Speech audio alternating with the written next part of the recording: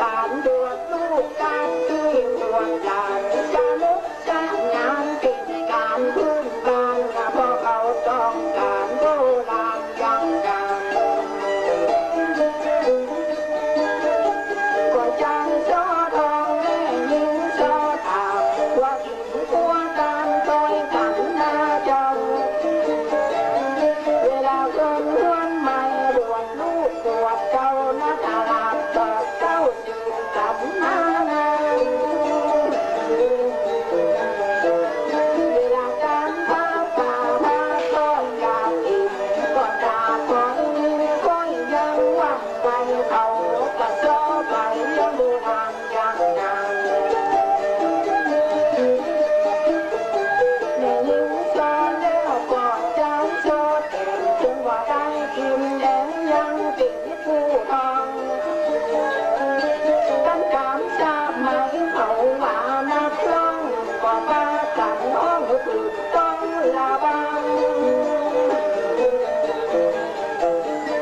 มีการป้อนตัวโบราณนานำการป้อนการลำก้อยยังว่าอันว่าโซทองกันนานฟังว่าได้ที่จะได้น้องให้การจะตั้งใจว่าที่ให้จะให้หน้าบ้านดอกให้พี่ได้จะให้ก็ให้ดอกให้กันจะต้องลำพังแล้วไปด้วยกันมา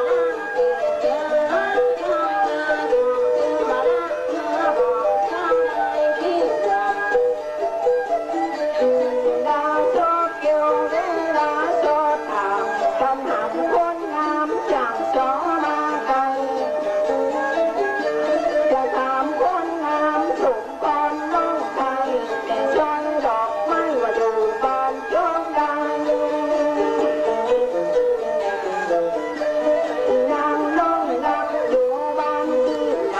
เมื่อน้องปล่อยไปบอกว่าดังอีการป่าเพนีโบราณยังดังอยู่บ้านน้องแดงจำต้นจามหน้าบ้านงามเต้าเนื้อใจจำจำได้มาหอมหาชายเจ้าจะให้ตีต้องให้ห้องแก่จำมาหาทายังเขาลูกทำนี้จะพันทาเจ้าเล่าจากความจริงแม่ลูกแม่ยิงมานั่งแล้วก็ตั้งมันมานั่งเก็บอย่างไรละบ้างนี้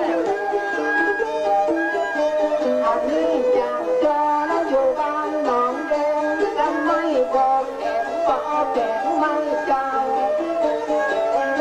แม่เสียงโดนบนอยู่ตำบลกาเน่าคนได้บอกเอาจังโซพอใจ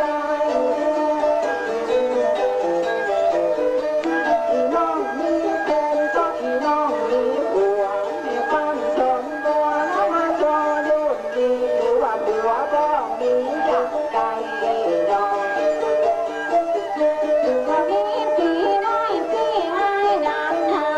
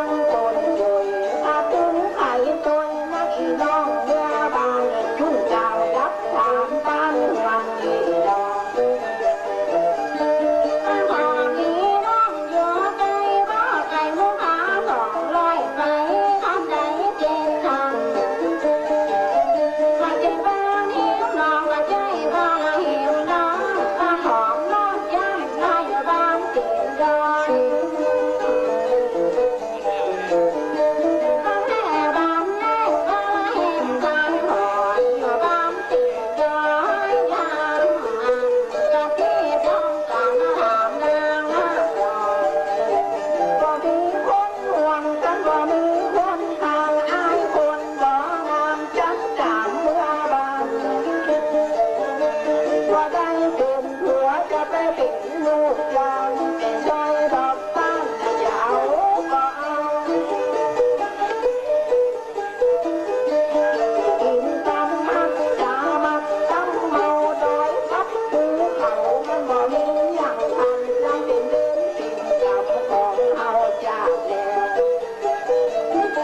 ว ก็เธอเอียแต่ก็ร้อนจะเกี่ยวหันกันเดี๋ยวจะขอเกี่ยวไปบ้างน้องก็เลื่อนหาจับเธอดางจะเกี่ยวไปบ้างน้ำใจอยากได้จะตัวที่เกี่ยวเป็นลูกจะทำไมก็สวยมีไรทองใดแห่งเดียวเพราะเธอเป็นอยากเป็นลูกก็ เป็นลูกสาวผางถ้าเป็นหลานสาวแม่เงินมามีเยอะแยะมันบ่ทิ้งจ้าเป่าสาวจึงนะบ่เอาแล้วกระเป๋ามันแห้งก็ใจควายนาตื่นมายามแรงกันกระเป๋าไอแห้งสาวจึงบ่มอง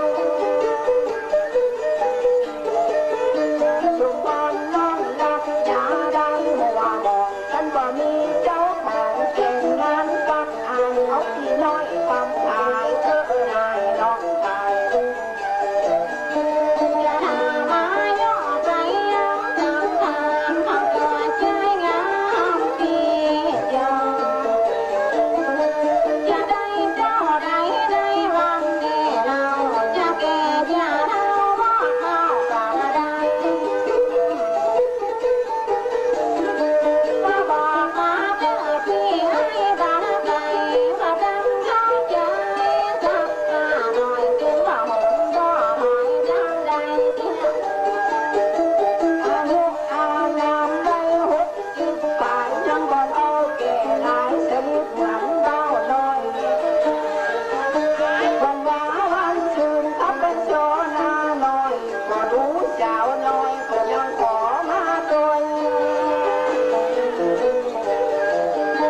ก็บอกยามนั้นอายเป็นคนบ่สวยวันนั้นเห็นสวยสาวก็ต้นมาบานอาไข่แดงอาก็ถูกตอนน้องแดงเอาก็เธอเหียแต่อายุ60 ปลายเขาบ่จะใจจะได้เมียสาวน้อยยังได้พี่น้อยให้ได้ก็หอยน้องไปนอนจอย ว่าเธอแก่แล้วเจ้ามายังอาจจะมีกำลังเป็นลูกเป็นเจ้าถ้าแก่ร้องตัวเท่าให้แก่ไม่ไผ่จงใจเป็นตรงว่าแก่ไม่บงก็ยังจักเป็นดอกผู้น้อยทำขายนี่มันแก่ตั้งนอกสาวหันก็ยอมมาลุกไปไหนมาว่าจับใจเร่งดังเงินจังต่างก็เป็นปัญหาเรื่องจะลาแก่เอาอันนั้นสองคนเอาถูกใจจังดัง แบ่งลูกแบ่ง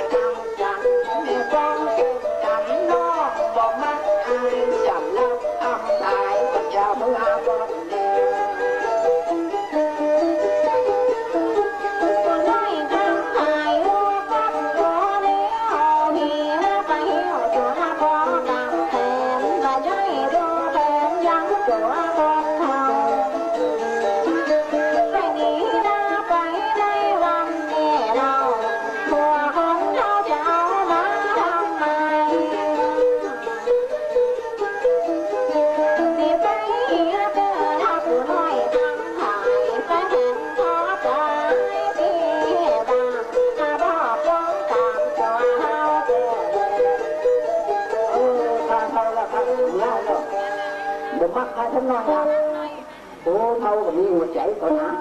เอาตั้งลูกนั้นเนี่ยมันเกี่ยวเขาจำหนาวมันกับเหมือนกันเนาะ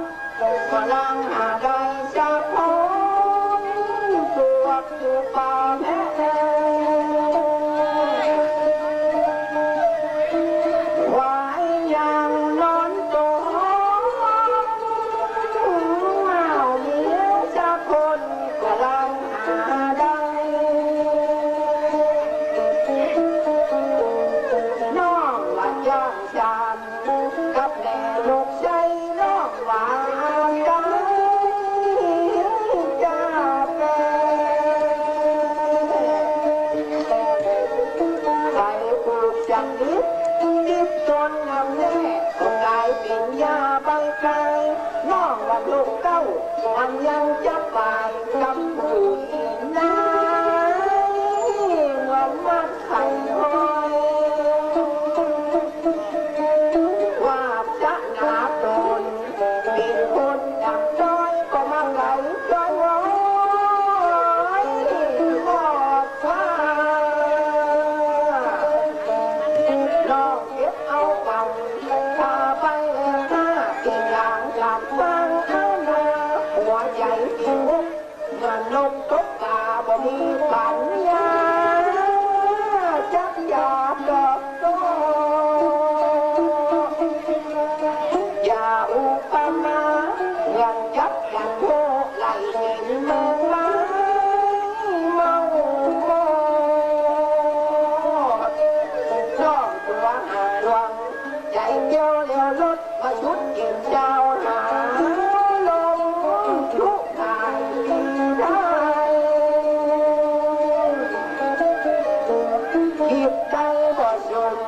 อย่าไปก่อนน้องจงใจหลายข้อลาแล้วนายเอ๋ยแม่ใหม่แม่ย่อเอาเมียจังชอนอย่าพลาดชาวบ้านงามยมชาวบ้านลำลายต้นเชิงตัวดอกมาตั้งกันน้องจะพง